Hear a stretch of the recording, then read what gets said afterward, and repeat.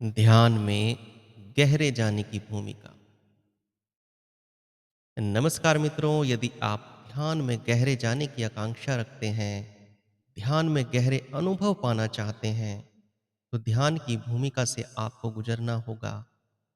ध्यान के गूढ़ रहस्य आपको जानने होंगे और ध्यान के गूढ़ से गूढ़ रहस्य छिपे हैं भगवान शिव के महान ग्रंथ शिव सूत्र में। बहुत ही प्यारा और ज्ञान से भरपूर ग्रंथ है शिव सूत्र। शिव पुराण अलग है, उसमें कथाएं दी गई हैं, जबकि शिव सूत्र में सिर्फ श्लोक दिए गए हैं। शिव सूत्र में सिर्फ ज्ञान बढ़ाने के सूत्र नहीं है, बल्कि शिव सूत्र में वो पूरा का पूरा मानचित्र दिया गया है, वो मार्ग बताया गया है जिस पर के चलकर कोई भी अपने जीवन की उच्चतम संभावना यानी कि परम चैतन्य को पा सकता है, ब्रह्म ज्ञान को उपलब्ध हो सकता है, शिवमय हो सकता है। तो आज हम शिव सूत्र में से कुछ सूत्रों पर चर्चा करेंगे जो कि ध्यान में गहरे जाने की भूमिका बनेंगे।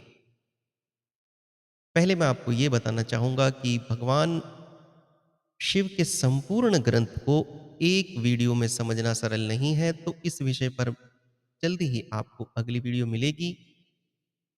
आगे बढ़ते हैं। दोस्तों, जैसे बीज होते हैं ऐसे ही सूत्र होते हैं। आप देखते हो छोटे से बीज में इतना बड़ा वृक्ष छुपा होता है। क्या बीज को देखकर कोई कह सकता है कि इस बीज में इतना बड़ा वृक्ष जन्म लेगा? छोटे से बीज को देखकर कल्पना में भी नहीं आता कि इसके अंदर समाया है इतना बड़ा वृक्ष। लेकिन सच तो यही है कि छोटे से बीज में ही इतना बड़ा वृक्ष छिपा होता है। ऐसे ही छोटे छोटे सूत्रों में महान क्रांति छिपी होती है। एक बात समझ लेनी जरूरी है, ये तो निसंदेह सच है कि हर बीज में वृक्ष छिपा है, लेकिन ये जरूरी नहीं कि हर बीज से वृक्ष का जन्म हो पाए।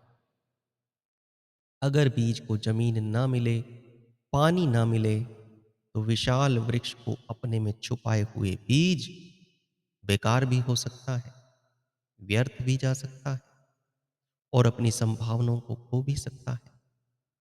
इसी तरह से सूत्रों को सही जमीन और पानी न मिले तो उनकी भी संभावनाएं आप में जन्म नहीं ले सकती। अनंत संभावनाओं के सूत्र आपके लिए किसी काम के नहीं। ये सूत्र बहुत गहरे हैं, इनको ज्यादा गंभीरता से मत लेना। बिल्कुल आनंद भाव से सुनना, आराम से, बिल्कुल इजी होकर सुने। ये आपके भीतर तक उतर जाएंगे और सुनते सुनते ही आप ध्यान को उपलब्ध होने लगेंगे। आपका ध्यान लगना शुरू हो जाएगा बिना कुछ किए।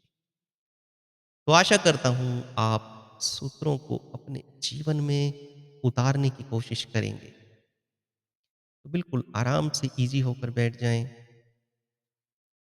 शिव सूत्र का पहला श्लोक है, ओम स्वप्रकाश आनंद स्वरूप भगवान शिव को नमन। शिव सूत्र का प्रारंभ होता है भगवान शिव को नमन से। यहां नमन का अर्थ सिर्फ हाथ जोड़कर नमस्कार करना नहीं है। नमन का अर्थ है स्वप्रकाश आनंद स्वरूप भगवान शिव को समर्पण। शिव सूत्र शुरू होता है समर्पण से। तो समर्पण भाव से ही इन सूत्रों को समझा जा सकता है, बुद्धि से नहीं, हृदय से समझा जा सकता है। क्योंकि बुद्धि से समझोगे तो सिर्फ शब्द ही समझ में आएंगे, उनके अर्थ और भाव तो सिर्फ आपके हृदय में ही उतर सकते हैं। तो पहले सूत्र पर ध्यान दीजिए, ओम स्वप्रकाश आनंद स्वरूप भगवान शिव को नमन। सबसे पहले ओम है।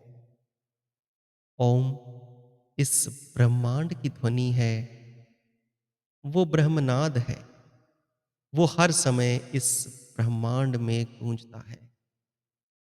इस समय भी जब आप ये वीडियो देख रहे हो और खुद नासा ने भी सर्टिफाई किया है कि इस यूनिवर्स में निरंतर ओम का उच्चारण हो रहा है। आप अभी गूगल पर चेक करें।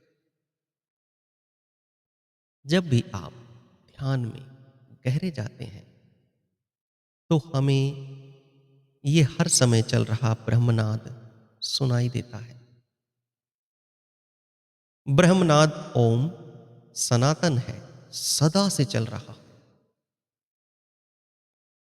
तो पहले सूत्र का दूसरा शब्द है स्वप्रकाश। स्वप्रकाश से क्या अर्थ है? जैसे सूर्य के पास अपना प्रकाश है, लेकिन पृथ्वी और चांद के पास अपना कोई प्रकाश नहीं है। अगर सूर्य अपना प्रकाश देने से मना कर दे, तो पृथ्वी हमेशा अंधेरे में ही डूबी रहेगी, क्योंकि खुद का कोई प्रकाश नहीं है। इसी तरह भगवान शिव या जो भी ब्रह्म ज्ञान को उपलब्ध हैं, वो स्वप्रकाश हैं। उनके पास अपना प्रकाश है। वो किसी पर भी डिपेंड नहीं है, वो किसी पर भी निर्भर नहीं है। अगला शब्द है आनंद स्वरूप। आनंद का जो अर्थ आप लेते हैं, वो अर्थ नहीं होता। साधारणतः हम आनंद का बहुत छोटा अर्थ लेते हैं। हम सुखी और खुश होने का मतलब आनंद में होना मानते हैं। नहीं, आनंद का मतलब ये नहीं होता। थोड़ा समझने की कोशिश करें। देखिए, सुख का ऑपोजिट शब्द है दुख और खुश का ऑपोजिट शब्द उदासी है। लेकिन आनंद का कोई ऑपोजिट शब्द नहीं है। यानी कि अगर दुख नहीं है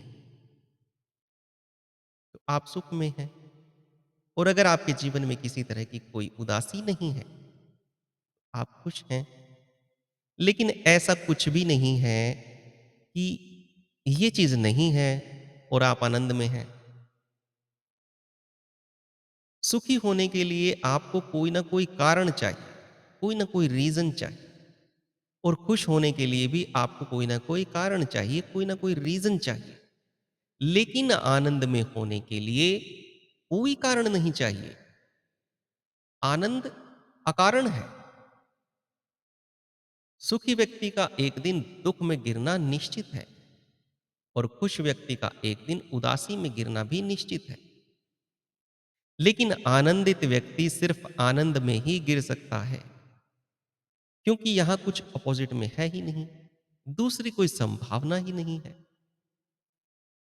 तो आनंद में सिर्फ वही हो सकता है जो या तो ब्रह्म ज्ञान को उपलब्ध है, या ब्रह्म ज्ञान की यात्रा पर है, या गहरे ध्यान को उपलब्ध है।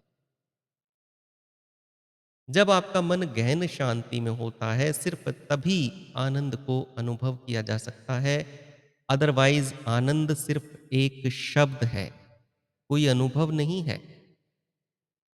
तो भगवान शिव सदैव आनंदित हैं, आनंद स्वरूप है। तो पहले सूत्र का जो अर्थ है कि जो भगवान शिव ब्रह्मनाद स्वप्रकाश व आनंद में लीन हैं, उन भगवान शिव को मैं नमन करता हूं, मैं उनकी शरण में जाता हूं। दूसरा सूत्र है अथ शिव सूत्र। इसका हिंदी अनुवाद है अब शिव सूत्र प्रारंभ। तो ध्यान से समझिए। पहले नमन किया गया है, समर्पण किया गया है, फिर शिव सूत्र को प्रारंभ किया गया है। उस मानचित्र को, उस मार्ग को समझाना शुरू किया गया है, जिस पर चलकर कोई भी अपने जीवन की उच्चतम संभावना, परम चैतन्य को पा सकता है, ब्रह्म ज्ञान को उपलब्ध हो सकता है, शिवमय हो सकता है। देखिए, भगवान शिव अपने शास्त्र में वो राज, वो रहस्य बता रहे हैं जिनका पालन करके कोई भी शिवमय हो सकता है, शिव हो सकता है। इसीलिए भगवान शिव को भोलेनाथ कहा जाता है। क्योंकि साधारणतः अपने राज कोई नहीं बताता। कौन बताता है? और ऐसा भी नहीं है कि भगवान शिव ने ये राज अपने किसी प्रिय को बताए हैं। ये उन्होंने शास्त्र में बताए हैं। यानी कि कोई भी इन रहस्यों को जान सकता है, इन रहस्यों को उपयोग कर सकता है। अब इनको भोलेनाथ नहीं कहेंगे तो क्या कहेंगे? जो कि खुद अपने रहस्य जग जाहिर कर रहे हैं। अब दूसरे सूत्र को थोड़ा समझ लेते हैं। अब शिव सूत्र प्रारंभ। यहां अब का बड़ा गहरा अर्थ है। गहराई से समझना। अब अपने जीवन में उस मार्ग पर मैं चलने को तैयार हूं जिस पर चलकर परम चैतन्य को पाया जा सकता है। मैंने संसार के मार्ग पर चलकर देख लिया है, वहां अंततः दुख और पीड़ा के अलावा कुछ नहीं पाया जाता। मैंने सभी भोग भोग कर देख लिया है, संसार में कोई आनंद नहीं पाया जाता। मेरा संसार में मोह माया में कोई रस नहीं बचा। तो अब मैं शिव की यात्रा प्रारंभ करता हूं। यात्रा का अर्थ किसी तीर्थ यात्रा से नहीं, भीतर की यात्रा से है। तो ये अर्थ है अब का। जैसे ही ये अब आपको समझ में आता है ना, बिना किसी प्रयास के आप गहरे ध्यान को उपलब्ध होने लगते हैं। जितना आप इस अब को अपने भीतर गहरा उतार लेंगे, उतने गहरे ध्यान में आपका प्रवेश हो जाएगा। कोई योग नहीं, कोई साधना नहीं, कोई आसन सिद्ध नहीं, कोई मंत्र सिद्ध नहीं करने, कोई ज्ञान, कोई विद्या सीखने की जरूरत नहीं। जितना आप इस सूत्र को अपने भीतर उतार कर आपके सांसारिक बंधन अपने आप कमजोर होते जाएंगे और आध्यात्मिक यात्रा पर आप आगे और आगे बढ़ते चले जाएंगे। तो इस अब को बहुत भीतर गहरे में उतारने की जरूरत है। देखिए, व्यर्थ को व्यर्थ जान लेना ही अपने आप में बहुत बड़ी क्रांति है। एक बहुत बड़ा बदलाव है अपने जीवन में। तो आज की इस वीडियो में सिर्फ इन दो ही सूत्रों की चर्चा करूंगा, क्योंकि लंबी वीडियो में बनाता हूं तो कोई देखता नहीं। क्योंकि हर कोई अपने अपने संसार में व्यस्त है, और जब कोई देखता नहीं तो लंबी वीडियो से फिर कोई मतलब भी नहीं बनता। यदि आगे के सूत्रों में आपका कोई रस हो तो आप मुझे कमेंट में बताना, मैं अगली वीडियो सूत्रों की बना दूंगा। और भगवान शिव का एक जबरदस्त शक्तिशाली ध्यान है, सोहम ध्यान। इसका लिंक मैं यहाँ पर भी दे देता हूँ और आप मेरे चैनल पर भी चेक कर सकते हैं। अगर आप ध्यान में गहरे जाने के इच्छुक हैं तो मैंने अपने चैनल पे वो ध्यान करवाया हुआ है। ये ध्यान बहुत गहरे में ले जाता है। जब भी आपके पास समय हो, एक बार जरूर करके देखना। और अंत में मेरा आपसे आग्रह है कि मेरा चैनल जरूर सब्सक्राइब कीजिए। धन्यवाद।